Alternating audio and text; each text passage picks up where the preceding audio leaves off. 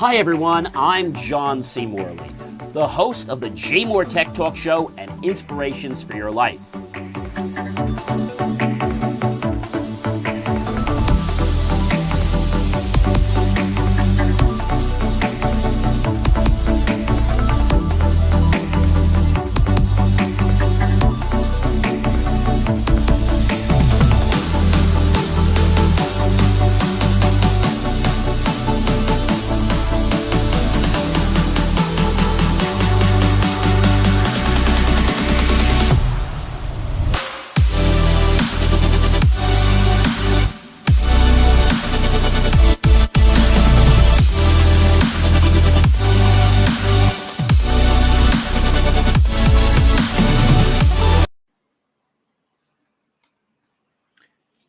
Well, hey everyone, it is John C. Morley here, serial entrepreneur.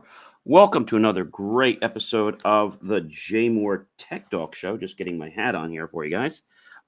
So definitely do check out believemeachieve.com for more of my amazing, inspiring creations. Thank you so much for being here. Really do appreciate you. We have a great title for our show today, but just to give you a heads up, I would invite you guys to go dive over to your local kitchen there and pick up whatever it is that's tasty and delicious for you. I mean, that could be anything. It could be something as simple as a very ice cold, refreshing drink. It could be a nice, tasty sweet or treat, or perhaps maybe it could be even something hot. Like a hot chocolate, hot cocoa, a tea, or something on that line, or maybe just some water, or perhaps a healthy piece of fruit, or maybe some leftover Halloween candy. Whatever it is, ladies and gentlemen, just go ahead and grab that. I'm right here because I want to get the show started. So, ladies and gentlemen, today's show is a really good topic. I think one that a lot of people will probably appreciate. The topic for today's show, ladies and gentlemen, you ready? The topic for today's show is From Bitcoin Battles to Tech Triumphs. Wow. All right, so let's dive right in. So on the show, we're going to talk about lots of great stuff. Everything from the Bitcoins to, things that are going great in tech. So Bitcoin Inventor faces a UK contempt case. The elusive figure behind Bitcoin's creation, shrouded in secrecy for years, is now facing serious legal challenges in the United Kingdom. Allegations of contempt could have far-reaching implications not only for their identity, but for the entire cryptocurrency ecosystem. And I think this is definitely, ladies and gentlemen, a big issue. I've never been a big fan of crypto, and I just think its days are numbered. So basically, the Bitcoin inventor, he's facing a contempt case of 1.2 billion. It was the Australian computer scientist Craig Wright, who claims to be the inventor of Bitcoin, is facing a contempt of court case regarding a 901 million or 118 billion lawsuit against Jack Dorsey's payment firm Block. A UK High Court previously ruled that Wright, who asserted and he authored the foundational Bitcoin text under the pseudonym Satoshi Nakamoto, provided false evidence and forged documents. After being prohibited from litigation based on this claim, Wright filed a lawsuit against Square Up Europe Limited, prompting allegations of contempt. He appeared at a preliminary hearing via video link from Singapore, denying any wrongdoing and stating his willingness to amend the lawsuit. A hearing to determine the contempt charge is set for December, while the lawsuit against Block is currently on hold. Wow, this might determine the fate of where Bitcoin is going. And Apple is, having a slight issue here. Apple's investing 1.5 billion in Globalstar, which is a good issue for satellite expansion. Apple has announced plans to invest up to 1.5 billion in Globalstar to enhance satellite coverage for its iPhone communication services. The investment includes a 1.1 billion in cash and 400 million purchase of 20% equity in Globalstar, which will allocate 85% of its network capacity to Apple. Following the announcement, Global Star's shares actually surged over 30%, while Apple's shares fell approximately 1.4%. The deal is part of a broader trend of partnerships aimed at providing a satellite-based connectivity, especially in areas with limited network access, and is expected to close soon. So, they have the SOS ability they put on the phone, but they want to do more than that. They want to be able to not just send text and, let's say, do SMSs that are basically satellite to satellite, right? They want to be able to do live calls, maybe eventually not just do emergency, using it when coverage is not available. And ladies and gentlemen, this is an interesting one. The U.S. regulators question the data center locations at power plants. So U.S. regulators, particularly the Federal Energy Regulatory Commission, FERC for short, are raising concerns about the growing trend of placing energy-intensive data centers near power plants. This trend, known as co-location, allows tech companies to quickly access substantial amounts of electricity essential for powering advanced technologies like generative AI. However, this arrangement has sparked worries over potential reliability issues and increased electricity costs for consumers, as these data centers might divert power that would typically support the grid. The FERC is considering new guidelines for the arrangement, which could affect who bears the cost for infrastructure upgrades and how agreements are structured amid ongoing regulatory disputes over specific data center projects, including one right now involving Amazon and Talon Energy. So we're going to have to see what has to happen with that, because everyone is so concerned with keeping the energy, of the environment green. But when it's going to come out of people's pockets, I wonder if that's going to change their tune. What could this scrutiny mean for major tech players? We'll have to stay tuned and see what's going to go on there. And here's an interesting one, ladies and gentlemen. I think this is pretty cool. A new electric hydrofoil, it's called a passenger electric hydrofoil, flying operates in Stockholm.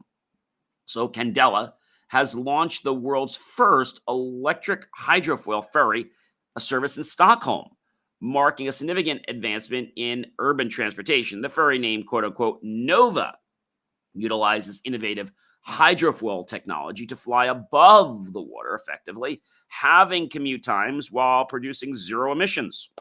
This service was made possible by a decade of development led by Candela's founder, Gustav Hasselkog, and backed by significant investments to facilitate mass production. The P12 model can carry 12 passengers and travels at high speeds without creating large wakes, allowing it to navigate efficiently through the city. Charged with 100% renewable electricity, the service aims to demonstrate a sustainable alternative to traditional water transport, potentially reshaping urban transit patterns in Stockholm and beyond. Now, ladies and gentlemen, I think it's not going to just stop there. We might actually see this happen with trains. We might see solar energy powered trains. There's a lot of stuff that's going to go on. So I think we just got to keep our eyes peeled. But there's going to be a lot of changes happening in the next decade that we're in. All right. And ladies and gentlemen, just to give you a little more, foresight on what's going on here, U.S. regulators are denying Amazon's data center interconnect agreement. What's this all about? Well, this is going to get a little sticky. So the U.S. energy regulators, specifically the FERC, Federal Energy Regulatory Commission, have rejected an amended interconnection agreement for an Amazon data center located at the Talon Energy's Susquehanna nuclear facility in Pennsylvania. The proposed agreement aimed to increase the data center's capacity, but raised concerns about potential increases in power bills for consumers and reliability issues for the regional grid. FERC members highlighted that the agreement would divert substantial power from the grid, complicating transmission and distribution upgrades and potentially impacting costs. FERC Chairman Willie Phelps dissented, arguing that the decision could hinder U.S. leadership in the artificial intelligence sector and electric reliability. Well, we'll have to see what's going to happen there, ladies and gentlemen, but I got to tell you, that's also going to be setting a new standard. And Google's got some issues here. So Google's bias machine, we'll call this, reinforcing what you want to hear. Um, Recently, there were many stories done up, and they examined the influence of Google's search algorithms on users' perceptions, particularly in political contexts, highlighting how the same query can yield vastly different results depending on the phrasing used, potentially reinforcing users' biases and contributing to social society divides.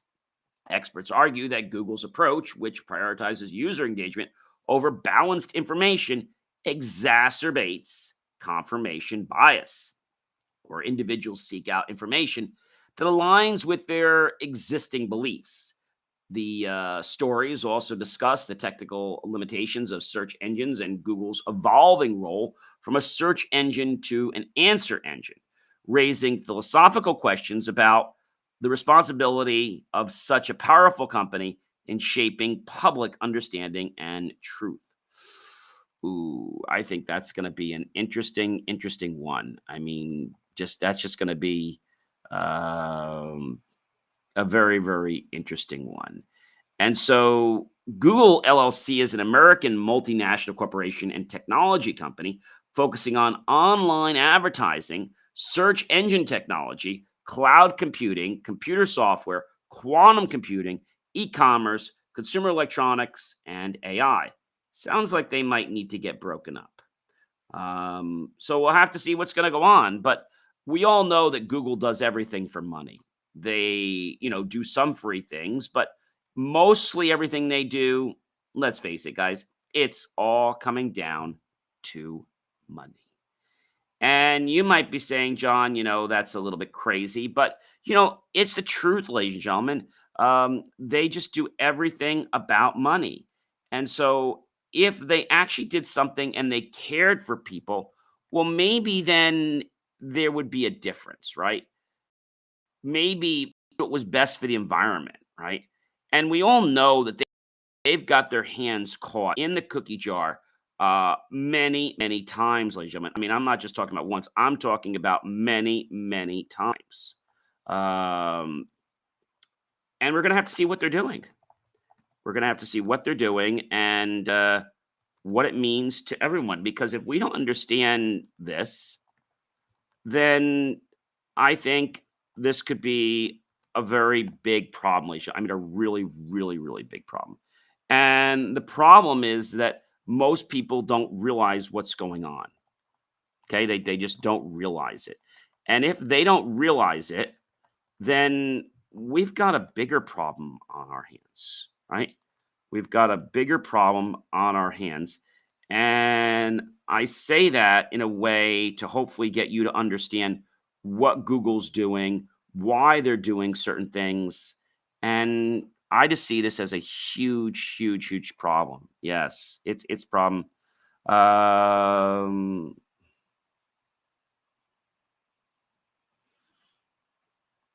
what does it mean to you? What does all that mean to you?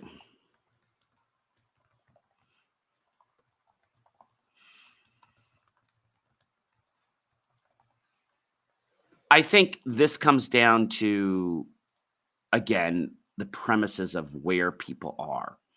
And we all know that Google does things for business. And I'm not saying they shouldn't. Don't get me wrong about that. I think it comes down to, what is it that people are doing and why are people doing things, a certain way. And I don't think it's a bad thing, ladies and gentlemen, but I do feel that it's something that a lot of people are not quite, let's say, versed into how and why things are happening. I think that's really the big thing I want to share there. As we move on, whether it's Google, whether it's Amazon, there's issues. Now, ladies and gentlemen, the next story comes to us. I have not been a Google lover for a long time, but I'm also not a Cisco lover. In fact, I actually not really fond of Cisco. In fact, I have less positivity for Cisco. Even though I'm not crazy about Google, I would say I despise Cisco more. Now, why? Well, let me just tell you a quick story about Cisco, and then I'll tell you about the story. So, Cisco, our company this year that I own is about 31 years young this December. And I'm going to say back around, I don't know, maybe 15 years ago, we had a situation where we decided to partner with them. And you had to basically buy so much equipment, but they gave you a discount. So we bought like some IP phones and had their IP phone system and all this. And we had it for a few years. But the thing is, their system was a complete disaster. They had memory leaks. Then when the system fell out of the warranty period, they were like, they didn't want to help us. I'm like, this is like terrible. This is nonsense. And so we now have a bad, let's say, taste in one side of our mouth.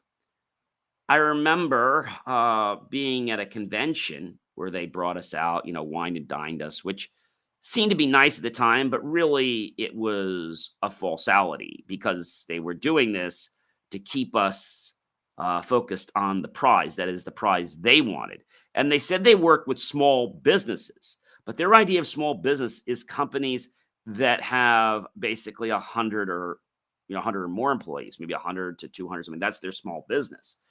And so when I was talking to somebody about the things they're doing, I said, well, what's going to happen with the IP phone system, the one that we have and the one that we have a lot of clients installed? Well, you're just going to have to get rid of it and you're going to have to sell them this new model. I'm like, well, that's going to cost a lot of money. Oh, you'll get a rebate, so you'll be able to get one like a lot less money, but your clients, will get some kind of a discount, but they're going to have to buy it. That's just the only way Cisco's going to work. I said, well, that's terrible. And then I remember one time getting one of their Cisco presence systems. I believe that's what it was. And so we got this Cisco presence system, and we were working during the day, and we took it out of the box. We had it for a short period of time. And when we got the Cisco presence system, we took it out of the box. We're playing around with it. The first thing that happened, and you can't tell anymore from my hands, but several years ago when we started working with it, Cisco was so cheap that they didn't even have it filed down smoothly. So when I was lifting out of the box, it was literally gashing my hands. In fact, when I got it out finally, my whole hand was all bleeding, and I had to stop the bleeding, hold it up high, and to stop the blood flow. And I was really annoyed. So I was talking to a client of ours that has a metal fabrication place. He's John. He says, because they just didn't want to spend, $3 or $5 more per unit to have them all sanded down. I said, well, that's terrible. Suppose somebody went to pick that thing up. They said, well, then they would have cut their hands. And that really annoyed me. And so I couldn't wait to return that product. But then what really happened was about a year later, we had a client of ours that has a dentist's office. And so we had a Cisco business switch in there. At the time, we're talking about auto sensing 10-100. 1000 wasn't really, actually 1000 was starting to come out. I think it was a 10-100, 1000 switch, but a lot of devices were using 100 and the new computers were using 1000. So what was happening on several of the ports, it would not auto sense and go up to the 100 at that time, and some of them for the 1000. Well, the main one was this one port that we had all new technology on, and it was not auto sensing the 1000. So just the couple that didn't have that were the new computers we put in, they were 1000. And so, 1000 gigabits per second. So when we talk about that, I think it's a big problem. And so we, did some resets on the switch and made sure the settings were correct, checked the firmware. Then we called Cisco, unfortunately, which that was an act of patience, if I don't tell you. So you call over there, and I swear, if I got one more person, I'll be happy to help you with that one. Like, they didn't know anything. I explained to them that this switch is still in warranty. And they said, yes, it is. And they were telling me that there's a workaround. The workaround is to basically go into the switch and set it manually so that port is always on 1,000, so it doesn't auto sense. I said, well, that's a terrible solution. Well, you can send us a switch back and we'll fix it. I said, well, that's great. So I need a new switch for my client right now. Oh, I'm so sorry on that one, sir. What do you mean you're sorry? I'm so sorry, sir. We no longer provide advanced replacement, sir. You're going to have to return the one you have. And then Cisco, this is what he said to me, exact words, and it wasn't proper English. Cisco gonna return it to you in 7 to 14 business days. So I'm like, are you serious? And this was quite a few $1,000 switch. Yeah, that's the new policy for the small business series switch line. I said, that's terrible. So he said to me, he said, how do you want to proceed? I said, I'll tell you what. I said, we are going to take that switch. I'm going to have one of my staff members throw it in the dumpster. And I'm going to make sure that no one at my company ever buys another penny from you again. If they do, well, they might not be working here anymore. And we're going to go buy the customer another switch, whatever it was, Netgear, Buffalo at the time. And we put it in, and they were very happy. And the switch is still working today, many years later. So Cisco is a marketing company. As much as you may think they're a technology company, they're not the sharpest tools in the shed when it comes to technology. They pay a lot of money to buy other people's technology. And the next point should emphasize that. A recent Cisco data breach. Now, they're calling it alleged data breach. I say, let's just, be truthful and say what actually happened. Let's not play games and tell people that it possibly happened. So Cisco's data breach, they're saying, may impact Microsoft, Barclays, the bank, and SAP developer data. An alleged, they say alleged, but I don't believe it's alleged. It's an actual data breach at Cisco may impact these resources, including not only Microsoft, Barclays, SAP, T-Mobile, and Verizon. Now, Intel Broker, a prominent hacker on breach forums, claims to have stolen a range of data such as source code, hard-coded credentials, and customer documents in collaboration with other hackers. Energy Weapon User and ZJJ. Cisco then had initiated an investigation following Intel Broker's post of the data samples on breach forums. Known for targeting high-profile organizations, Intel Broker has been involved in multiple breaches this past year, sparking some concerns as Cisco customers await the investigation's findings. Now, I have to tell you that whenever there's a problem, Cisco does not respond unless there is some ramification for them, and that's usually a lawsuit or some other type of situation. But I have to tell you, I think it's terrible what's going on. And like I said, I won't do business with Cisco anymore. Cisco is a marketing company, not a tech company. And it was clear to me that that's what they are. Now, they say in 2019 they were the best place to work. I doubt it. Okay. They acquired some other lines, right? And a lot of people say why the hate. The issue is that it doesn't just happen today. This has been going on for years. And they suddenly, have to come to terms with this because it's now blowing up in their face. Many people, including myself, had worked late nights trying to solve things. And it was all because of Cisco errors. And so they would always have a document that came out. It was just nuts. I mean, to have a phone system that crashed every week just because they had a huge memory leak, that's a problem. And they call them attack, technical assistance center. I don't know. Uh, it's because of how they act. And so some people say, they're getting better. I don't think so.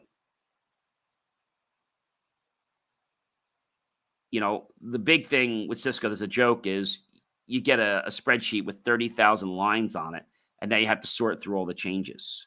Um, it's a big problem.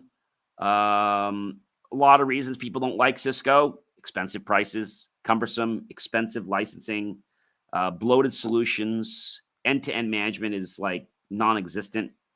Some platforms are very clunky to use. And a lot of times people hate the big market leader because they can do whatever they want and they're still the lead. I have to tell you, they're starting to lose market share. Um, and being an engineer, the reason I don't like them is because of their design mythology. It's like, let's rush it to market and we'll make the fixes later. Because, see, we don't make money unless we send something to market. So, this issue with this data breach, this recent Cisco data breach, it's a problem. And I think it's going to tarnish the reputation. They claim since October that they've been probing investigations and things like that. This isn't the first time they've been hit. And so, what is Cisco going to really do? I mean, it's almost like the CrowdStrike dilemma. But the reason why Cisco is not getting as much flack is because, hey, Cisco is the top leader. And you might be asking, is Cisco still the top, or is it someone else? Well, I think it has a high profile for stock and investments, but I want to let you know Cisco is number 4 on the chain. Okay, number 4 on the chain. They're saying best places to work. I don't believe people that say that it is the preeminent force for enterprise networking. I think they must be drunk. And my reason is not because of the company and how big they've gotten. My reason for not liking them is strictly from an engineering perspective and how they just don't really own accountability. Okay.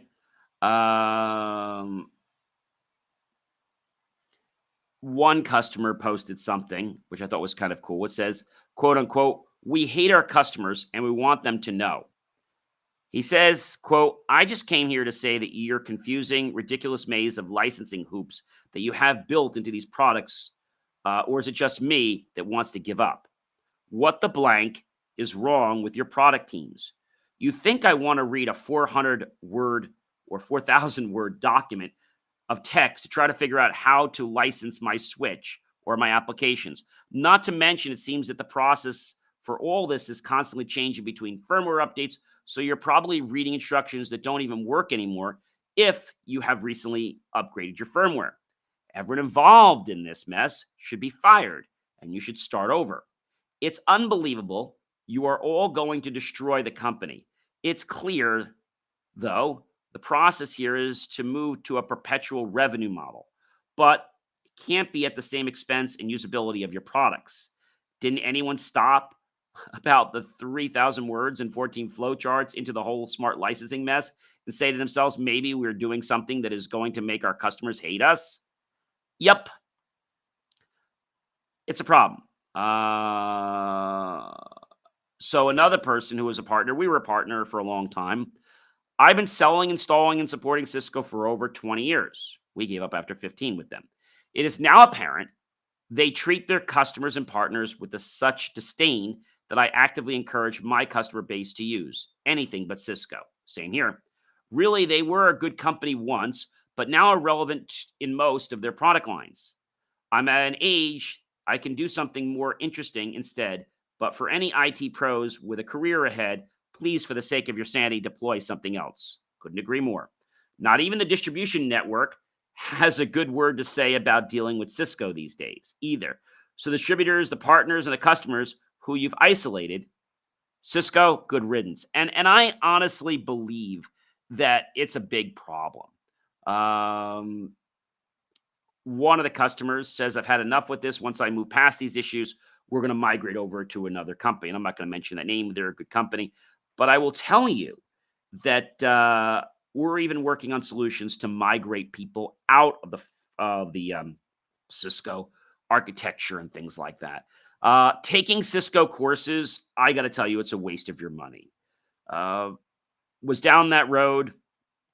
And why do you want to certify in something that is backed by a company that doesn't give a darn? Okay. Other companies, I buy a license, you click it, you install it, it's done. He says for 3 years now, the assistant director for a major city of a Chicago group and myself have been trying to get their contracts disassociated with my account. Nope. I can see all of their contacts and renewal costs anytime I want to. I'm done after this renewal, and you can't even resell their garbage when you want to leave them. So they are a landfill waste. Yeah, I had switches that were very expensive switches.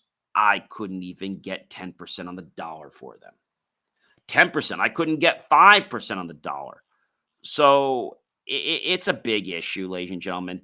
And a lot of people are drinking the Cisco Kool-Aid.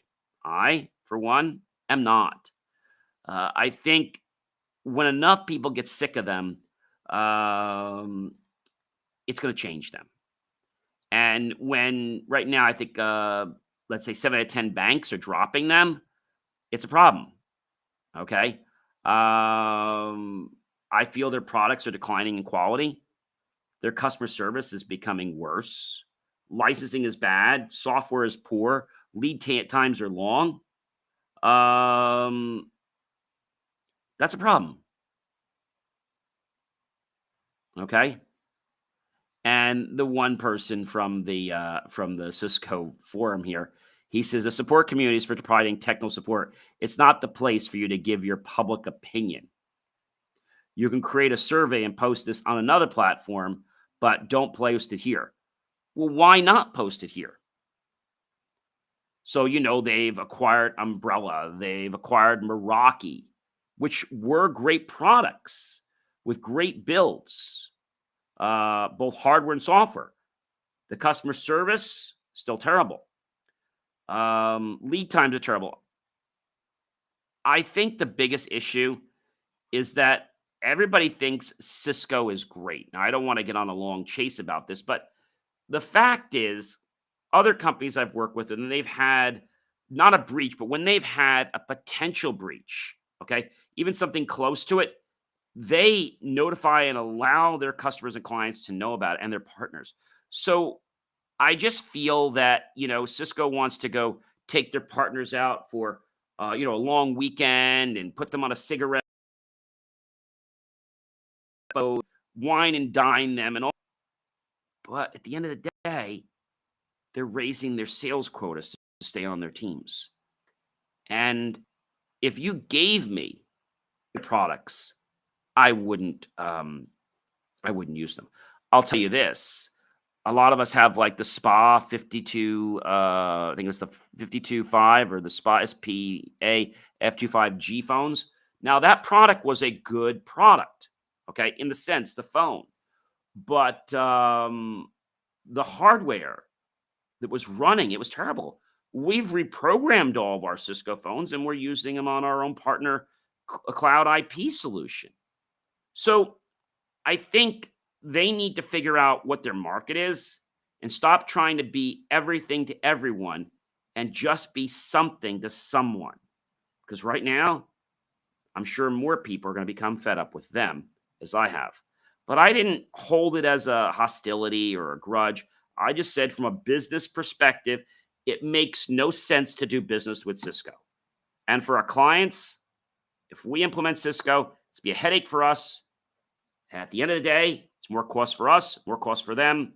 Thus, Cisco is not on our menu of choices to recommend in our consulting. So now you've got my truth about that. Another very interesting story that I want to share with you, and I think this is a really, really cool one. U.S. tech firms are warning Vietnam's proposed law that it could hinder data centers and social media operations. Well, the U.S. tech companies have raised concerns over the Vietnam's draft law on data protection, warning it could hinder growth for data centers and social media platforms by limiting cross-border data transfers and expanding government access to data. The law proposed by the Ministry of Public Security would require prior authorization for transferring quote unquote core data and mandates data sharing with the Communist Party for public interest tasks. Companies including Meta and Google worry the law could complicate compliance and deter foreign investment, with organizations like the American Chamber of Commerce urging Vietnam to reconsider its approach. I've got more concerns than things being, let's say, muddied in the water for how things are implemented and that process. I'm more concerned about how is it going to work and how is it going to affect our privacy. Forget the investment market. If we have a crappy product, why do we even care, right? So these are my concerns. And when I speak to you guys, I speak to you from my professional opinion as an engineer. Here is one I think that is going to blow the socks off of you if it doesn't wake up every one around. And a recent fired Disney employee is accused of hacking the company system to alter allergen information on restaurant menus. In a recent criminal case, Michael Schroer, a former Disney menu production manager, is accused of hacking into Disney servers after being fired, resulting in significant disruptions and financial losses for the company. The complaint details how Schroer allegedly manipulated restaurant menus by altering allergen information, changing prices, and even inserting profane language. His actions included modifying menu QR codes to redirect to a boycott website and disabling employee accounts through unauthorized login attempts. Disney reported that the hacking incidents cost them at least $150,000 and rendered their menu creator system inoperable for up to 2 weeks. While Schroer denies the allegations, claiming that Disney is framing him, the incident raises concerns about cybersecurity and public safety within the company. We'll definitely be following that story because I am curious to know, is it Disney just trying to, let's say, shrug their own responsibility? Because that's happened before. Myself actually got food poisoning there many, many years ago at Victoria and Albert's. And when I tried to push back, they're like, well, that's not our problem. No, I was sick for like a whole week, and it's not your problem that I had food poisoning. I don't know, guys. I got a big problem with that. And Mr. Musk, yes, Mr. Musk, he has some challenges, even though he was recently introduced by the new president, Donald Trump. He's got some issues. Elon Musk risks losing his U.S. citizenship if found to have lied on immigration forms. Elon Musk faces the potential revocation of his U.S. citizenship if he has found to have lied on the immigration forms, particularly if he worked in the U.S. without proper authorization. Legal experts indicate that any false statements made during the immigration process could lead to denaturalization and possibly criminal charges against him. Yeah, so what's going to happen there? Or is Mr. Trump going to actually bail him out? Well, we'll have to see. So we're definitely gonna keep you guys peeled on that situation and what's happening. And Firewall vendor battles Chinese hackers. A leading cybersecurity firm is locked into a digital battle against a well-coordinated campaign of state-sponsored hacking. With sensitive data at risk, this clash underscores the growth tensions in the global cyber arena. Who's going to come out on top? These vulnerabilities serve as gateways for intruders seeking access to protected systems. Sophos, a prominent firewall vendor, has made notable efforts to combat this threat, even going so far as to embed surveillance tools in its devices.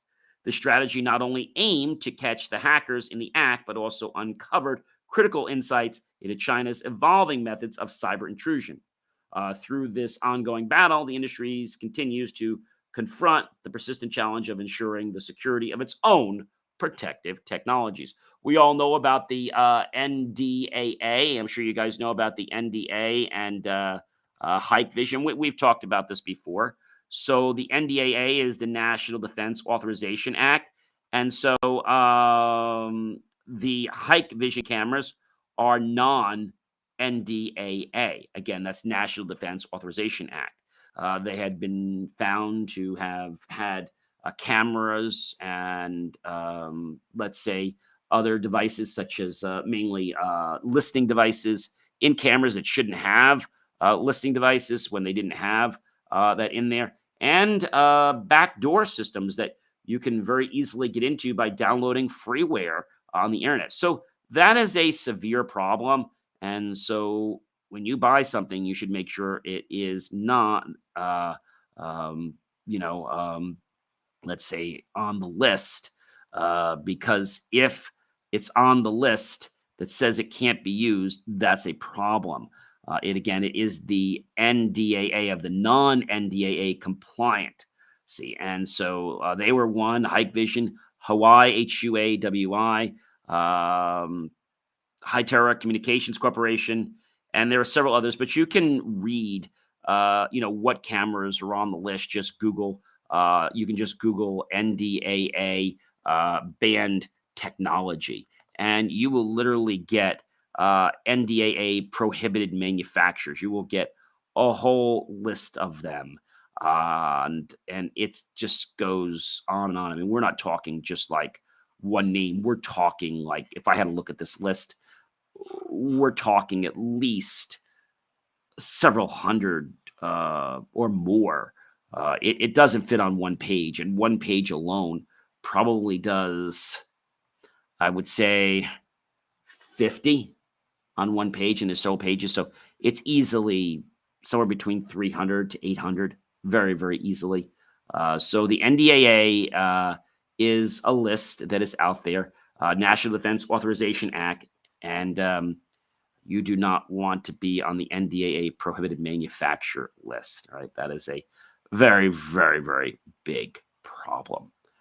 All right, and something else that happened that was very, very interesting is a new zero-click vulnerability was exposed and compromised millions of storage devices to an attack. This is a critical zero-click vulnerability, and it was discovered in a default photo app on Synology's network-attached storage devices, potentially exposing millions of users to data theft and other attacks. Researchers from the Netherlands identified that this flaw could allow hackers to exploit the app without any interaction from the device owner, raising significant concerns for individuals and businesses that rely on these popular storage solutions for document management. Ouch, ouch, ouch.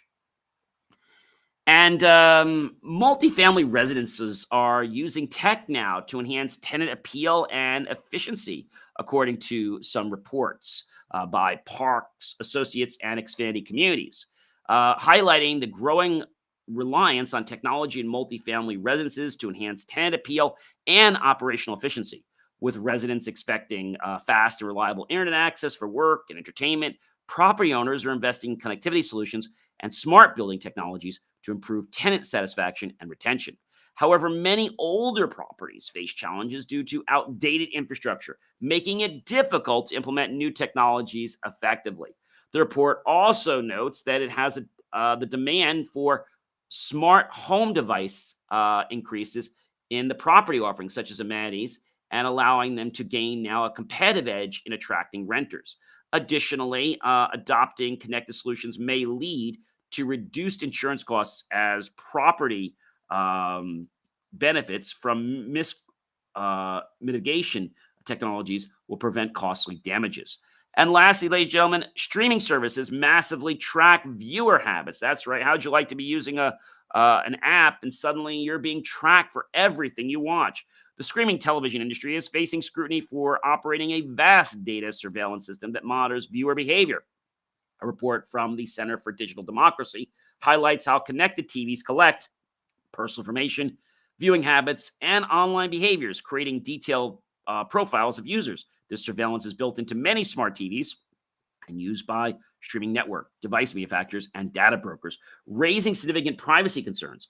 Experts emphasize the invasive nature of this data collection, often conducted without the user consent, and call for regulatory measures to safeguard consumer privacy. Advocates urge policymakers to implement robust privacy regulations to ensure transparency in data practices and protect individuals from unwarranted surveillance.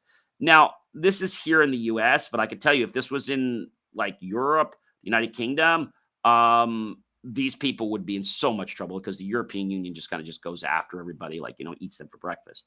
So, a lot of stuff going on here, a lot of topics. I think what this points to is the fact that technology is definitely emerging. Companies are looking to invest in others that could bring, let's say, potential benefits and features to the table in, let's say, co-join marketing solutions, regulation issues with the FERC. Uh, you know, talked about things like Google, and I'm still waiting to see when they're going to get split up. And just being aware of the fact that a lot of times manufacturers won't disclose when their app has a problem. And that's a big problem. Ladies and gentlemen, I'm John C. Morley, serial entrepreneur. It is such a privilege and pleasure to be with you here on the JMOR Tech Talk Show. I hope you guys really enjoyed today's show. Do check out BelieveMeAchieve.com for more of my amazing, inspiring creations. And I'll catch you guys when, on another show, which will be next week, which will be November 15th. I look forward to seeing you there. If I don't see you in one of my other short form or long form or static forms of content real soon.